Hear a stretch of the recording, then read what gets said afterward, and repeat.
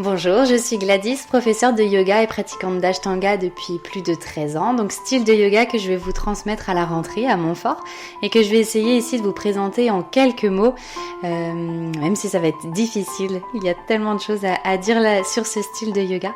Alors l'Ashtanga Vinyasa Yoga est un yoga dynamique, structuré en un système de séries et derrière son intensité qui est, c'est sûr, bien réelle parce que c'est un yoga qui donne chaud, il y a vraiment une méthode accessible, progressive et surtout très humaine.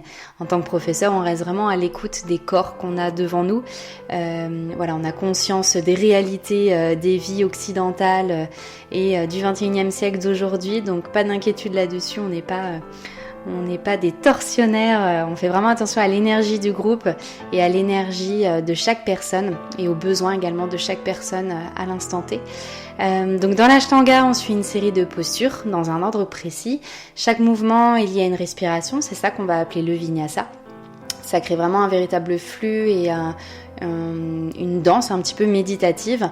C'est là toute la beauté vraiment de cette pratique. Elle invite à se concentrer, à se recentrer, à se connecter à soi vraiment à travers chaque posture, grâce notamment également au drishti, les directions de regard, qui permettent vraiment de se concentrer petit à petit et de sortir un petit peu de l'état automatique du mental.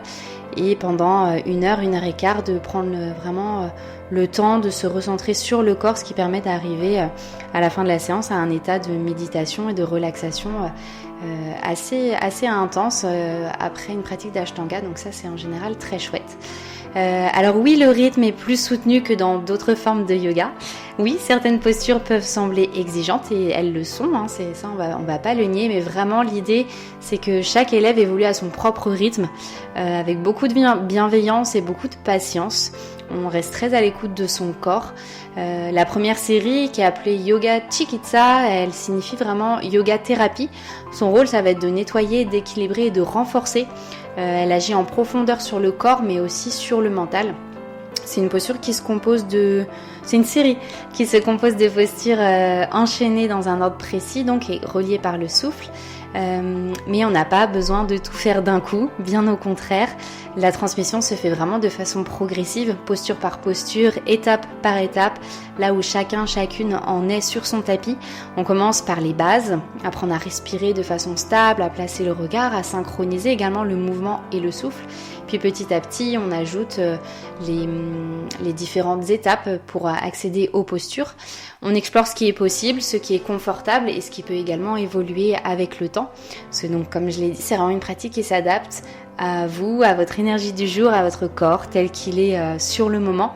Chaque posture peut être vraiment ajustée, modifiée, adaptée selon ce que je verrai. En fait, devant moi, il y a vraiment 1000 propositions possibles. Et il n'existe pas une seule bonne façon de faire. C'est vrai que aujourd'hui avec les réseaux sociaux, on voit souvent tel corps fait telle chose et il n'y a pas d'autres possibilités. Mais sur le tapis, ce qui compte, c'est vraiment vos ressentis. Et s'il y a plein de possibilités possibles et d'adaptations possibles, il y a une multitude de chemins pour arriver là où on doit arriver sur le tapis. Vous avez des douleurs, des raideurs ou des limitations physiques, par exemple, ça va pas être un frein. Au contraire, ça va être une invitation à pratiquer avec plus d'écoute, de bienveillance et d'intelligence corporelle. Donc l'Ashtanga, c'est un cadre, c'est sûr, mais un cadre qui, au contraire, va soutenir, guider et non pas enfermer, en tout cas si on est dans cette bonne dynamique de conscience corporelle et d'écoute de ce qui se passe. Ça va pas être quelque chose qui va enfermer, au contraire ça va être quelque chose qui va permettre d'évoluer et d'affiner également ses sensations avec le temps.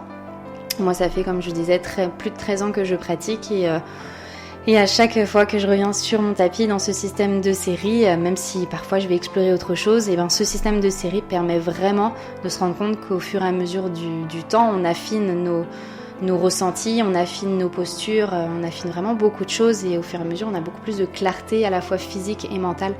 Donc ça c'est assez chouette à ressentir.